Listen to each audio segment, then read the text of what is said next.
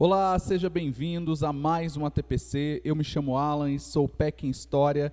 Estou aqui com a minha colega Érica. Tudo bem, Érica? Tudo bem? Bom dia, boa tarde, boa noite a todos vocês. Eu sou a Érica, PEC de Geografia. Sejam todos muito bem-vindos. E hoje o nosso ATPC é sobre um assunto muito importante, um assunto que não deve ser tratado apenas em datas especiais ou em momentos em que a gente encontra no calendário, né, para afirmar essa data, mas na verdade é uma temática que a gente precisa falar o ano inteiro. Nós vamos falar sobre ERE e DSG, né, Educação para as Relações Étnico-Raciais e Diversidade sexual e de gênero. A gente vai falar um pouquinho sobre as práticas e algumas ações pensando nessas duas pastas. Próximo para a gente já entender os objetivos de hoje. Hoje nós vamos então compreender o que é o racismo epistêmico, né? O que seria esse racismo epistêmico, qual que é o sentido dessa palavra, e vamos nos apropriar também da legislação vigente sobre o ERE e o DSG, né, Érica? Além de promover um trabalho de inclusão com a temática da educação para a diversidade de gênero, que está relacionado com o compromisso de oferecer uma educação de excelência para os estudantes da rede estadual paulista. Vamos então, iniciar essa conversa? Bora começar. Então, próxima tela, por gentileza. Começo aqui trazendo uma frase da Conceição Evaristo, que ela diz o seguinte: ensinar é um exercício de olhar para si e para fora, um caminho para nos inserir em uma esfera coletiva e nos convocar a agir. Sem isso, a escola se torna um lugar de esquecimento. E aí, Érica? Triste essa fala, hein? Já pararam para pensar, para analisar? Será que é isso que a gente quer? Que a escola se torne um lugar de esquecimento? Quando a gente fala tanto do ERE, né, da educação para as relações étnico-raciais, ou para a diversidade sexual e de gênero, essas duas pastas, aliadas à questão de uma educação antirracista que a gente vem trazendo a todos os encontros, né, fomentando, a Secretaria fomenta muito isso. A escola ela não pode ser esse lugar de esquecimento, esquecer essas temáticas, sabendo que a maioria da nossa população estudantil ela é composta por pretos e pardos, por pobres, e a gente sabe toda a questão social, problemas que a pandemia trouxe. Então, é uma frase que traz uma reflexão interessante para a gente iniciar o nosso encontro de hoje. Na verdade, problemas que a pandemia evidenciou, porque sempre existiram, né? Mas agora ficou muito mais evidente. Perfeito. Passa para a gente, por gentileza. Eu já começo falando sobre educação antirracista, né? Nós vamos falar sobre... primeiramente, trazer a ideia de corresponsabilidade. Todos nós devemos ser corresponsáveis em relação a promover uma educação antirracista, né? A construção de estratégias educacionais que visem o combate ao racismo é uma tarefa de todo mundo na escola, né? Independente do seu pertencimento étnico-racial, né? Existe ali uma ideia de que, não, mas eu não sou preto, eu não posso falar sobre isso, eu não tenho o poder de fala, o lugar de fala. Virou até clichê falar isso, né? A gente encontra na televisão, nas conversas, nos diálogos, mas é importante se posicionar sempre, né? Não basta ser antirracista, né? A gente precisa discutir, conversar, lutar a respeito disso. Mesmo porque, né, se você presencia ações racistas e você se cala, será que você está se tornando? Já parou para pensar nisso? Mas não é comigo. Então, com o outro, pode? Já pararam para fazer essa reflexão? Isso que a gente trouxe em tela, a gente está pequenininho, né, Dulce? Isso que está em tela aí para vocês é um trecho da Diretriz Curricular Nacional para a Educação Étnico-Racial, para as Relações Étnico-Raciais, do ensino de História e Cultura Africana e Afro-Brasileira. Esse momento em que o nosso país decide incluir disciplinas e conteúdos relacionados à cultura afro e à cultura indígena é muito importante e é um dos pontos desse encontro de hoje também, né? Nós não estamos fazendo algo a mais, é algo que está previsto em lei, a gente precisa colocar isso em prática, né? A gente sabe que isso acontece em alguns materiais, mas ainda assim há uma dificuldade em trabalhar esses assuntos, porque vamos pensar, isso é novo, desde 2004 a gente tem essa necessidade de ser algo inserido na lei, algo que precisa ser aplicado. Então, a gente desconstruir todo um processo histórico de negação ou de apagamento das histórias desses povos é algo que não vai ser da noite para o dia, mas é preciso colocar isso em prática por conta das nossas populações inseridas no contexto escolar. Passa para a gente, por gentileza, Dulce.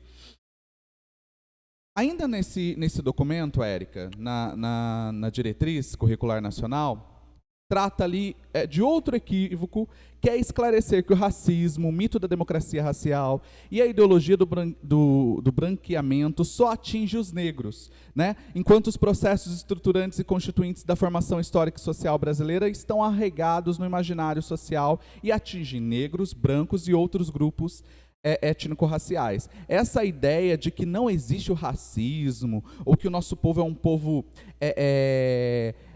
acolhedor, é um povo que não briga, enfim. Não, porque racismo só existe nos Estados Unidos, não é isso que a gente escuta? Porque lá tem bairros para negros, bairros para brancos, aqui não, todo mundo mora um do lado do outro, todo mundo vive feliz. Será? Isso é importante, é uma reflexão importante da gente fazer, porque o Brasil ele foi construído em cima de um processo de branqueamento mesmo, um processo de apagamento da história, da cultura desses povos. O europeu, quando chega aqui, apaga a cultura do indígena, apaga a cultura do negro, mas não significa que não houve resistência. Isso é importante também de tratar. Nos ATPCs, o ano passado, para quem quiser saber um pouco mais, o ano passado nós fizemos alguns ATPCs da área de ciências humanas tratando sobre isso. Hoje, como o nosso ATPC é para todos e ser antirracista é para todo mundo, não tem um segmento, não tem uma área, todo mundo deve ser antirracista, a gente, então, constrói esse processo, desenha esse processo do embranquecimento que o Brasil vivenciou, e hoje a gente tenta ressaltar e resgatar a história do povo negro, do povo indígena.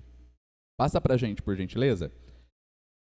E daí, sabendo que tem nessa diretriz, nós temos uma lei, a Lei 10.639, de 2003, ela estabelece as bases da educação nacional, incluindo ali a obrigatoriedade da temática da história e cultura afro-brasileira, e dá outras providências. Então, já em 2003, nós temos ali um processo de, olha, é preciso trabalhar a história e a cultura afro-brasileira. É preciso falar sobre os povos africanos, a cultura brasileira dentro da perspectiva dos povos de origem africana. Mas a gente tem um processo de falar, quando a gente lembra de África, quando a gente lembra de cultura africana, a gente reforça, às vezes, por conta de um processo histórico, pontos negativos, né?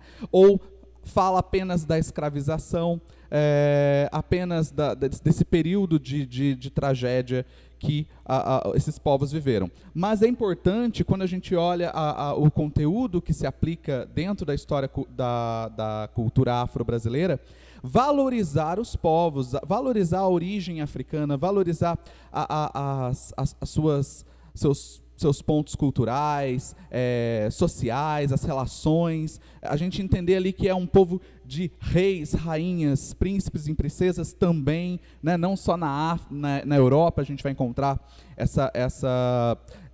esse contexto de impérios, de reis, na África também, e isso é interessante porque na escola, eu acredito que você também, nós fomos formados a não ver a África de reis e rainhas, a gente viu uma África de escravizados, de escravos, né? Exatamente. Passa por gentileza, porque depois dessa lei de 2003, nós temos uma outra, a 11.645 de 2008, e essa lei ela complementa, além da cultura afro-brasileira, é importante tratar também da cultura indígena.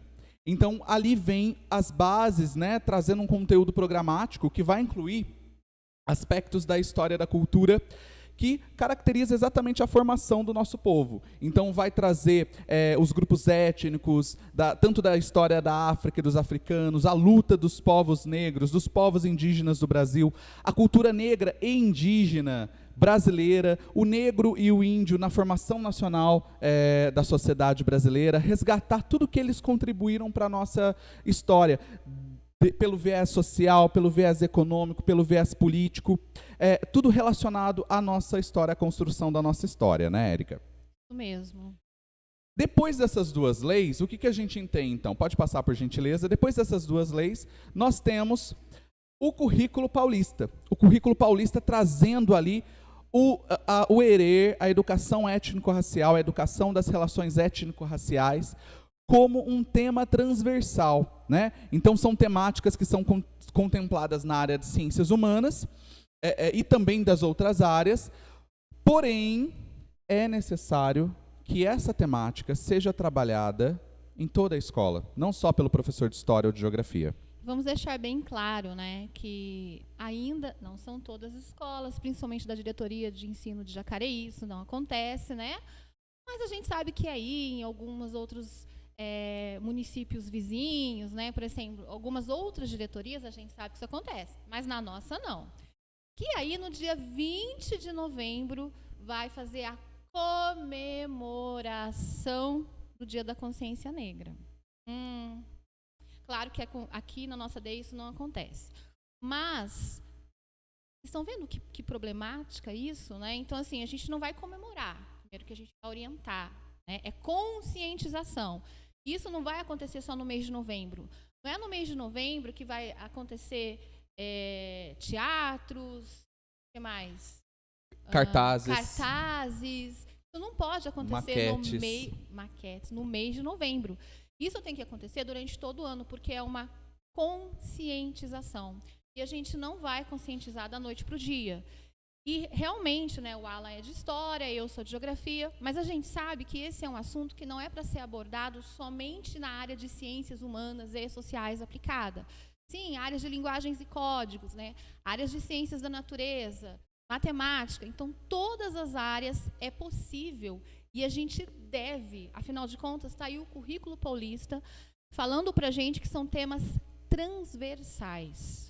Não só como um documento orientador que o currículo paulista mas quando a gente embasa na legislação também, nessas duas leis de 2003 e 2011, de 2008, a gente fortalece ainda mais a necessidade de trabalhar isso. E daí vem a intenção de questionar e perguntar para vocês. Todo mundo aqui conhece e sabe o que é o racismo epistêmico?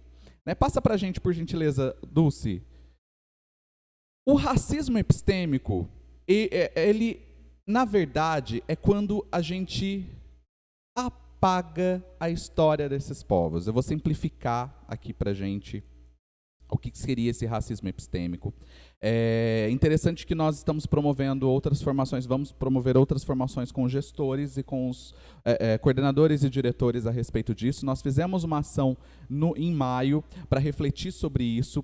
Muitas escolas trabalharam as temáticas ao longo do ano, mas a gente sabe que muitos professores ainda pensam que é uma data para se trabalhar apenas naquele mês. É só no mês de maio, é só no mês de novembro.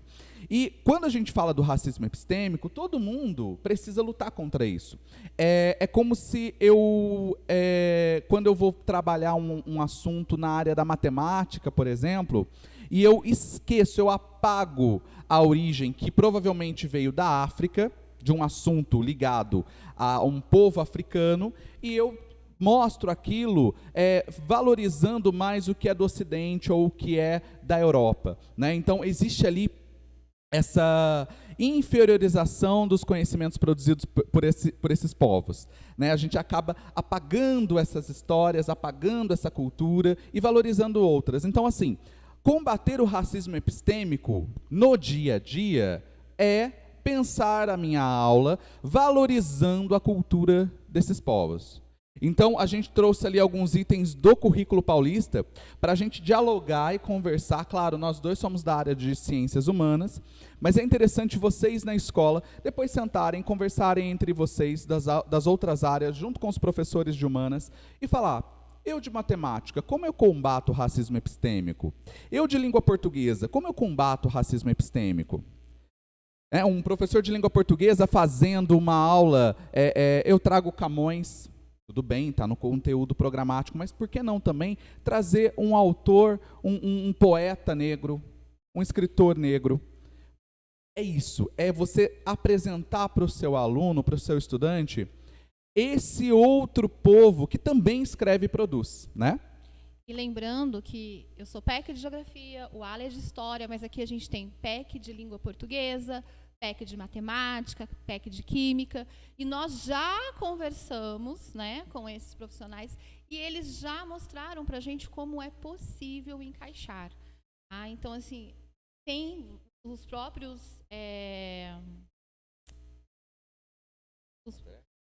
os materiais não. Os especialistas da área, desculpa, né? Os especialistas da área, eles sabem, gente, aonde dá para encaixar. Então, assim, sentem, conversem, né? E aí vocês vão conseguir realmente encaixar aí esse assunto que é de extrema importância. Esse racismo epistêmico, então, ele desqualifica os outros conhecimentos, as outras vozes, né? E daí, nessa tela mesmo, tem como exemplo, dizer que mitologias são lendas, que é uma forma de retirar o caráter filosófico dessas narrativas, por exemplo, né? Quando a gente vai tratar da cultura da Grécia e traz ali a mitologia grega, quando a gente apresenta a mitologia grega, não é a mesma forma que é apresentada a mitologia africana, por exemplo. Né? A mitologia africana, a mitologia negra, a mitologia ameríndia, há formas diferentes de tratar aquilo ali, e a gente percebe o racismo epistêmico nessas ações, nesses debates e reflexões. Passa, por gentileza, a tela, Dulce. E daí, olha só, em tela vocês têm aí um exemplo do próprio currículo de língua portuguesa. Língua portuguesa tem uma habilidade que vai tanto do sexto ano ao nono, e diz ali, planejar uma campanha publicitária sobre questões, problemas, temas, causas significativas para a escola e ou comunidade, a partir de um levantamento de material sobre o tema ou evento, da definição do público-alvo, do texto ou peça a ser produzido. Cartaz, banner, folheto, panfleto, anúncio, impresso para a internet, spot, propaganda de rádio, TV, entre outros. De ferramenta de edição, de texto, áudio, vídeo, que será utilizada do recorte ou enfoque a ser dado das estratégias de persuasão que serão utilizadas. Essa habilidade, ela tem como foco o planejamento de textos e peças publicitárias em campanhas sociais. Lutando contra o racismo epistêmico, o professor de língua portuguesa, ele poderia fazer o quê com essa habilidade? Né, o foco de uma campanha social, valorizando, de repente, a cultura africana ou a cultura indígena.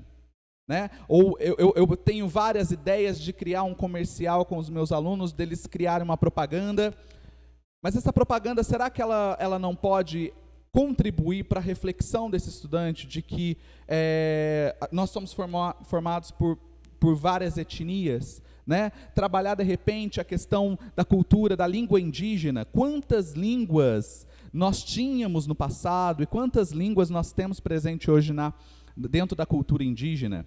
Né? Trabalhar ali de mais de 1 milhão de línguas, eu não me recordo agora o número exato, mas hoje, se eu não me engano, não passa de 150 ou 200 línguas vivas. Não existe apenas a língua portuguesa. Né? Dentro do Brasil tem mais de 150 povos falando línguas diferentes, línguas de caráter dos povos indígenas. Eu não posso trazer ali para a minha aula uma campanha a respeito disso? E aí, só para complementar, né, a gente trabalha aí numa era tecnológica, né, os nossos alunos são extremamente antenados, os nossos estudantes, dominam a tecnologia, e eles podem fazer até uma observação, né? Quantos comerciais, quantos programas aí de comerciais mesmo, né, que apresentam aí pessoas diversas? Será que é sempre aquela pessoa branquinha, né, aquele cabelo liso? Como que é? Como que funciona as propagandas de televisão? Né? Pedem para eles darem uma pesquisada, analisar, e eles mesmos vão levantar essa crítica. Passando para o próximo exemplo, nós temos aí artes visuais, que também, a gente vai falar de forma rápida, mas a gente só recortou assim, aleatoriamente do currículo paulista, visando a possibilidade de ser trabalhada. O currículo de arte é um currículo riquíssimo. Ele já valoriza o trabalho da cultura africana, da cultura indígena. Então, ali vocês já podem perceber nas habilidades 01, na habilidade 02, 03 do 8º ano, já a possibilidade de pesquisar e apreciar desenhos relacionados a produzidas por culturas indígenas e africanas, né? Pesquisar diferentes estilos visuais da cultura indígena, analisar modalidades das artes visuais, da linguagem musical, coreografia, enfim. O currículo de arte ele já traz esse embasamento ali, visando o trabalho da cultura, aplicando a lei, as duas leis que nós falamos, né? Agora, passa para a gente, por gentileza, o próximo. Na educação física também é possível. Imagina um trabalho integrado entre arte e educação física, enquanto a gente valoriza o tipo de pintura, a música, a dança entraria ali, né? Dança urbana, o que é o break? Da onde ele vem? Né? O funk, trabalhar o funk, dança urbana, o funk é uma dança, um ritmo que está nas periferias, presente nas periferias, está presente na nossa comunidade escolar. Os nossos alunos amam o funk, eles gostam do funk. E para quem não gosta, desconstruir a ideia. Só para falar sobre o funk, tá? Na verdade, existem vários tipos de funk. E os nossos estudantes sabem disso, tá? É uma forma deles irem mais além. Então, eles vão pesquisar os tipos de funk, de onde vieram esses funks, né? Aqui também vai falar um pouquinho da solidariedade na justiça, na equidade, no respeito. Então, a ideia é problematizar, assim, esse preconceito e estereótipos. Principalmente quando a gente fala de luta, tem algumas lutas que as pessoas não consideram. Por exemplo, a capoeira. Por que as pessoas falam tanto que a capoeira não é uma luta, é uma dança? Tem essa confusão. E aí os professores de educação física podem levar isso aos estudantes para que eles pesquisem eles mesmos, entendam como funciona. Próxima na tela, por gentileza, falando sobre língua inglesa, também há a possibilidade de se trabalhar ali o racismo epistêmico. Opa, passou isso aí. Língua inglesa, a gente tem então aí investigar de que forma as expressões, gestos e comportamentos são interpretados em função dos aspectos culturais. Então, pensando ali na própria África e na própria América, como os povos foram colonizados e a partir dali que expressões surgem. É uma possibilidade de se combater também o racismo epistêmico, de trabalhar ali essa reflexão em relação ao apagamento daquele povo, né? Quando eu trago a língua inglesa para o povo africano, ou eu trago a língua, no caso a gente está falando da inglesa, mas também isso cabe para o espanhol, quando ele vem para a América e apaga a língua do povo indígena da América Latina, enfim. São possibilidades de se trabalharem também na língua inglesa. O próximo, a gente vai para matemática. Não, Alan, matemática tem como trabalhar? Tem. Eu não acredito. Matemática tem como trabalhar. Matemática não é só cálculo? Mas a origem desses cálculos, a gente pode, tanto pelo viés histórico da matemática, né? Quando a gente fala de algumas teorias, Pitágoras? onde essa teoria surge? Onde no surgiu? Egito. O Egito ele está localizado onde no mapa? Na África. A gente vai trabalhar também essa temática. Outros pontos importantes, por exemplo, essa habilidade ela fala para resolver e elaborar situações, problemas, que envolva grandeza, comprimento, massa, tempo, temperatura, área, triângulo, retângulo, capacidade de volume, enfim. Quando nós pegamos os povos africanos e olhamos as vestimentas desses povos africanos, por exemplo, nós enxergamos vários símbolos. Esses símbolos, para cada região, existe um significado. E ali o professor de matemática ele pode trabalhar junto com o professor de arte, com o professor de história, com o professor de geografia, fazendo um trabalho interdisciplinar ali, entendendo a vestimenta de cada povo, né? É importante a gente saber disso, até para não... Hoje também está muito em voga a questão do apropriação cultural, né? Isso é apropriação cultural. A gente precisa, de fato, saber o que é para evitar esses problemas, porque realmente há significados naquela roupa que você veste, naquele jeito que você se porta. Isso está ligado à sua cultura, né? Fazendo um parênteses aqui, a gente viu semana passada ou retrasada uma polêmica envolvendo uma jovem influenciadora que fez uma propaganda para uma marca de sandálias, e a marca ela traz as estampas, uma estamparia africana, e ela é branca e apresenta ali como se fosse algo da cultura dela, presente no dia a dia dela. Né? Essa influenciadora tem uns cabelos cacheados, belíssimos, mas para a propaganda ali, né, tiveram que alisar o cabelo dela. Estranho, vocês não acham? Nós temos, então, esses pontos de reflexão ali também para se trabalhar, para apresentar para os nossos alunos, trazer do cotidiano deles. Mas essa habilidade de matemática, para o 6º ano, por exemplo, é possível também compreender ali como que são as casas daqueles povos africanos ou indígenas, como que os povos se organizavam, né? A questão de medidas mesmo, unidade de medidas, como que eles faziam isso em épocas anteriores. Isso é uma possibilidade que a matemática, o professor e a professora de matemática pode trabalhar. Passa para a gente, por gentileza, eu acho que agora é o último, ciências. E em ciências, a gente tem ali discutir a aplicação de máquinas simples, martelo, tesoura, alavanca, roldana, plano inclinado, enfim. E tem também a oportunidade de investigar como as máquinas simples fizeram parte do cotidiano humano em diferentes períodos históricos. Desse ponto de vista, eu posso chamar até o professor de história para trabalhar junto, para a gente fazer com que o aluno compreenda que essas ferramentas que estão presentes no nosso dia, mas surgiram na antiguidade, surgiram na África, surgiram entre os povos ameríndios, né, entre os povos indígenas da América, tanto da parte da América que foi dominada pelos espanhóis, quanto pelos portugueses, os norte-americanos, os indígenas norte-americanos, eles possuíam tecnologia. Aparentemente, a gente percebe o que é o racismo epistêmico, quando você fala assim, eles tinham tecnologia, e você pensa, não, só na Europa tinha tecnologia. Só na Europa era feito grandes castelos, esculturas, obras, e a gente esquece de povos da América, povos do Egito, vários povos na África fazendo ali, contribuindo culturalmente, né? Houve sim esse apagamento por conta do racismo epistêmico.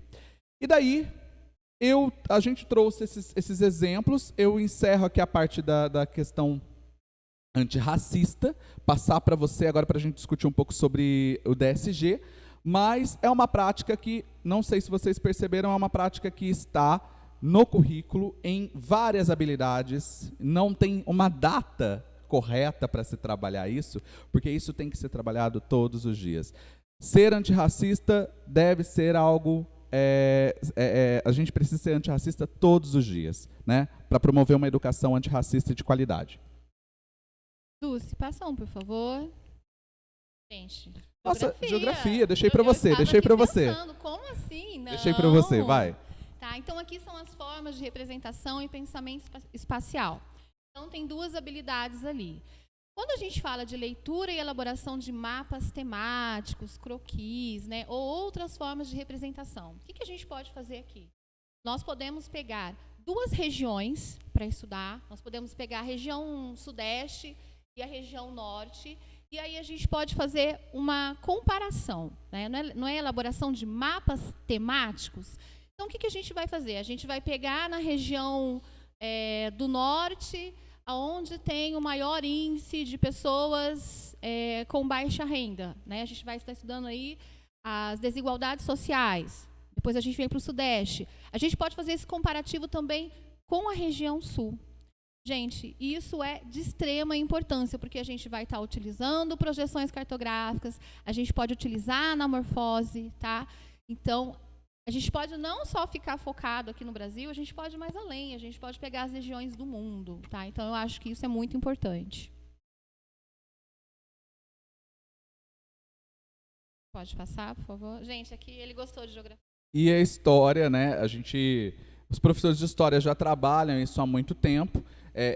Está no nosso currículo, mas é uma possibilidade de sempre ser revisitado esses assuntos. E eu trouxe para vocês uma habilidade do nono ano, falando exatamente do processo de redemocratização, né, da Constituição cidadã, e ali a gente consegue analisar essas transformações políticas, econômicas, sociais, pensar o negro, a população negra e indígena que é presente em nossa história desde antes da colonização, com a vinda dos africanos para cá, durante todo o processo de colonização, questões abolicionistas, enfim, todo esse processo histórico que vem ao longo da construção do Brasil, onde está o negro e onde está o indígena nesse processo? E como ele está hoje? E como a Constituição o apresenta? Com direitos, né? Com liberdade, assegurando os seus direitos, assegurando os seus deveres. Isso é interessante de mostrar para a população, para os nossos estudantes, como essa Constituição, ela traz o seu poder, ela traz um poder para essa população, porém a gente ainda sabe que há muito que lutar, porque senão a gente não precisaria estar aqui fazendo um ATPC sobre educação antirracista, sabendo que existe uma Constituição que prioriza também os direitos para essas populações, né? Então eu encerro aqui a parte de história, e agora sim a gente vai entrar em DSG para falar um pouco sobre a diversidade sexual de gênero, que também é um assunto que para muitos professores, para muitas escolas, vou até mudar minha fala, para muitos gestores há uma dificuldade, por isso a gente está pensando nessa formação também. Ainda é um tabu, né, gente? Bom, então a diversidade sexual e de gênero, olha aí a LDB, né? Ela determina como um dos princípios da educação respeito à liberdade e apreço à tolerância, né?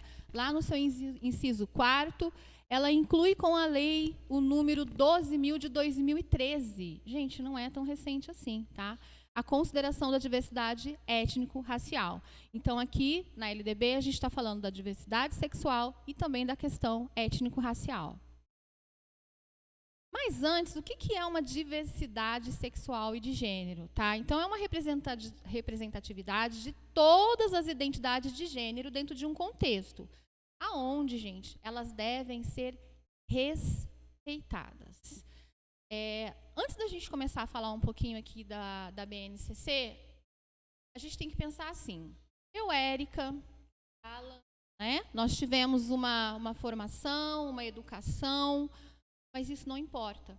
Hoje nós somos professores, somos formadores. Então, aquilo que eu penso ou que eu deixo de pensar, não importa. O que nós temos que fazer é seguir as normas, seguir as regras, seguir as leis. As leis, elas não estão aqui para serem discutidas. Elas já foram discutidas no passado, e é por isso que elas existem atualmente. Bom, então a BNCC, tá, lá na página 14, ela afirma que a escola, ela é um espaço de aprendizagem e democracia, tá? E essa democracia, ela é inclusiva. E para todos. Fortalecer a prática do não preconceito, né, e o respeito às diferenças de diversidade. Pode passar, Dulce, por favor. Então, aqui, gente, essa prática educativa com a temática para educação e diversidade sexual e de gênero, né, o EDSG, ela deve estar presente na diretoria, na escola, nas aulas. Espera aí, na diretoria? Alan, o que aconteceu aqui em maio, você lembra? Nós fizemos uma formação para os nossos professores. Primeiramente, fizemos uma formação para o nosso núcleo, né, trazendo ali a questão do DSG, juntamente com o ERER. Fizemos essa reflexão com os nossos professores, fizemos várias dinâmicas com os nossos professores para entender essa questão de se colocar no lugar do outro, validar a dor do outro, né? Isso foi importante. Fora as outras ações que outras passas, como Conviva, faz em relação a essa temática também dentro das escolas, que vocês estão recebendo aí a visita deles o tempo todo, né? Material, né, gente? Nós já apresentamos para vocês uma ATPC voltada para a DSG. Vocês já têm acesso a esse material, já foi encaminhado para vocês, então sim, tá? Nós estamos cumprindo aqui com o nosso dever de orientação. E na escola, né, nas aulas, nos componentes curriculares, eu tenho certeza, Ala, eu acredito, que os nossos docentes da educação, da área de educação, dentro da região da ADE de Jacareí, todo mundo faz isso. Eu tenho certeza que vocês estão trabalhando formas de enfrentar a discriminação, que vocês estão principalmente focados aí nas formas, né, de como trabalhar a violência de gênero, e vocês estão fortalecendo aí o entendimento sobre sexualidade e gênero. Vocês estão desconstruindo crenças, preconceitos. Eu tenho certeza que isso está acontecendo. Eu acho que acontece, mas precisa acontecer mais, além. A gente precisa vivenciar todos os dias essa cultura de enfrentamento desses preconceitos, tanto da questão da diversidade sexual de gênero, quanto da questão racial. Bom, e aí tem o currículo paulista, né? O que o currículo paulista ele fala, gente? Ele visa ali levar para a sala de aula o exercício da cidadania. E esse exercício de cidadania, muitas vezes relacionado aí com um projeto de vida, né? São ações que respeitam e promovem aí direitos humanos. É a valorização da diversidade, é a valorização do indivíduo, é a valorização aí de grupos sociais, tá? Então isso é de extrema importância. Tá? Pode passar, por favor. E aí, o que é gênero? O que será que é gênero? É uma pergunta importante de se fazer. Nas escolas, a gente percebe um tabu de discutir isso também, né? Um medo.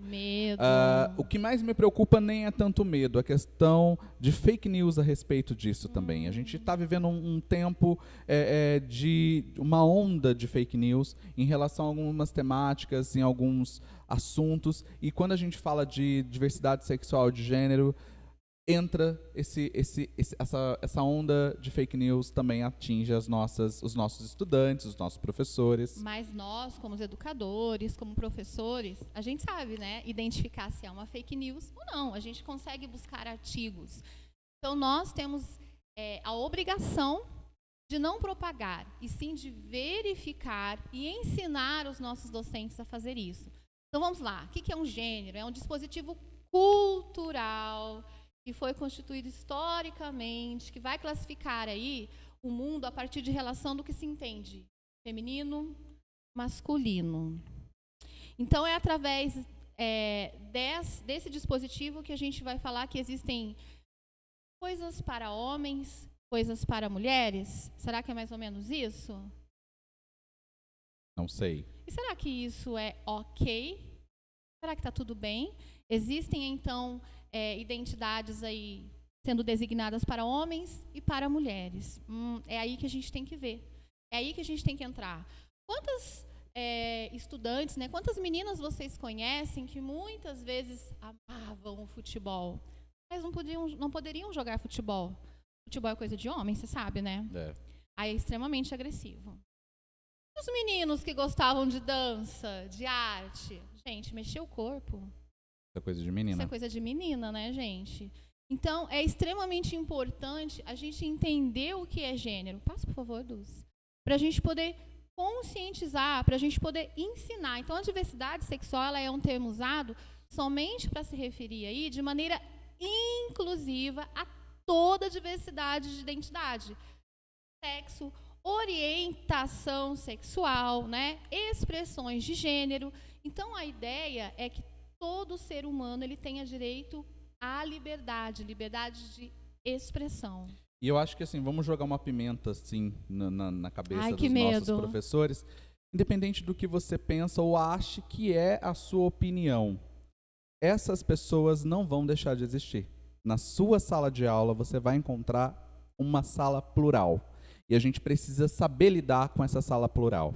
Então, independente de o que você acredita que é certo ou errado, ou independente de como a nossa sociedade é construída, porque a gente tem que pensar exatamente também, refletir nisso, o que eu penso é uma construção da sociedade, né? E ali você vai visualizar situações onde você precisa entender que aquela pessoa precisa de você, independente de como ela se apresente, né? Isso é muito importante e a gente enxerga também essa população negra e parda quando a gente vê uma discriminação, um ato racista, né?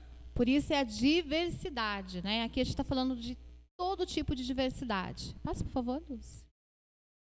Bom, então, a diversidade sexual, né? Aqui no nosso Ocidente, utilizam-se classificações simples para o sexo masculino, feminino, intersexo, a orientação sexual, se é hétero, se é homo, se é bi, né?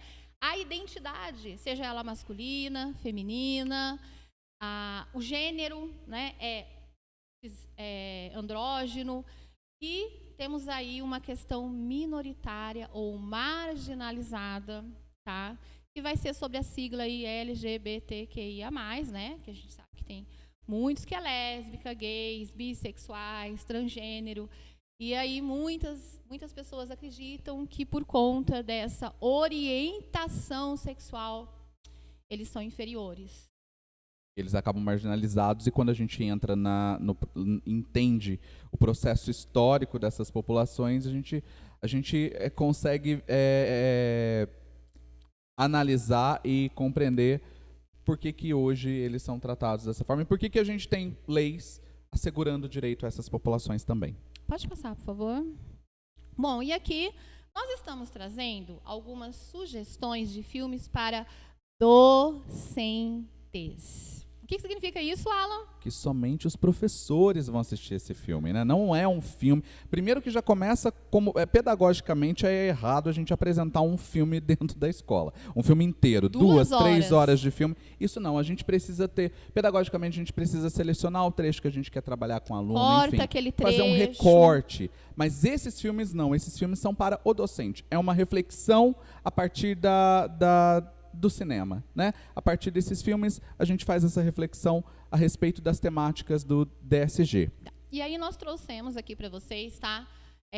4 sugestões. Então, Meninos Não Choram. Esse Meninos Não Choram, gente, ele é baseado em fatos reais, tá? De 99. Ele é um drama ali também, tem um leve romance. Aí tem o Tomboy. O Tomboy é drama. E o Tomboy, gente, é, na verdade, uma garota de 10 anos que não se reconhece no corpo feminino. Então, assistam. E aí depois vocês tirem as conclusões de vocês. Aí tem o Vestido Noivo, né? Ou o Vestido Novo. Na verdade, ele é um curta-metragem. Ele tem 30 minutos só. É um menino de 8 anos que no carnaval ele vai para a escola com um vestido. Não é carnaval? Não é fantasia? Mas ele vai com um vestido. Se acontecer isso na sua sala de aula, o que você vai fazer? Como que vai ser a reação dos estudantes na sala de aula assistir? Menino caracterizado ali, vestido, de tiara. Como vai ser esse acolhimento, tá? E aí tem o Crazy, né, que é Loucos por Amor. É uma comédia, tá, gente? Esse filme é canadense. E aí é um pai que tem 5 filhos, é lá na década de 60, é aquele pai todo machista, né? Eu tenho orgulho, porque eu tive 5 filhos machos. Mas, né, um deles, o Zachary, ele acaba se descobrindo homossexual. Então, eu acho bem legal vocês escolherem um desses aí para assistir. assistir. E para quem gosta de leitura... a gente não pensou só em filme, tem também para os amantes de leitura. Nós temos aí algumas sugestões de livros para docentes, para os professores, né? Por que gênero importa? Esse Leonard Sachs, na verdade, ele é PhD em psicologia, tá, gente? Ele foi, assim, um best-seller. Aí tem O Sol é para Todos. Esse O Sol é para Todos, além de livro, ele também tem um filme. E, na verdade, ele foi gravado na década de 60, mas retratando a história da região sul ali dos Estados Unidos na década de 30. Como será que era o racismo, né? Tem um lugar aí para mim, que é um livro sobre direitos humanos e respeito à diversidade, da Fátima Mesquita. E talvez você seja desconstruindo a LGBT-fobia que você nem sabe que tem. Esse é do Marcelo Cosme, que é um jornalista. Mas será que a gente é homofóbico? Com certeza, e racistas também. Será que a gente é racista? Com certeza. A gente precisa entender que todos nós somos, porque fomos construídos dentro dessa sociedade racista, machista e homofóbica. É cultural. É cultural, a gente precisa desconstruir. Passa para a gente encerrar então o nosso TPC, tem a lista de presença para vocês, para que todos aí possam dar sugestões, avaliar a nossa formação de hoje. Lembrando, só para encerrar, lembrando que existem os livros da trilha antirracista dentro das escolas de vocês. A formação do mês de maio foi dada a lista desses livros e os nossos coordenadores também receberam através dos PECs a listagem de todos esses livros. Então, professor, professora, tem livros essenciais de Djamila Ribeiro até Barack Obama, Angela Davis, enfim, potencialidades da cultura negra. E lembrando que vocês também receberam uma cartilha aí sobre o DSG, tá? Como trabalhar, o que eu faço, como eu abordo o assunto. Então, vocês têm aí riquíssimos materiais, tá? E a gente encerra o ATPC de hoje. Eu espero que vocês tenham gostado. Qualquer coisa, entre em contato com nós, o Núcleo Pedagógico. Até mais, gente. Tchau. Gente, tchau, tchau. Obrigada.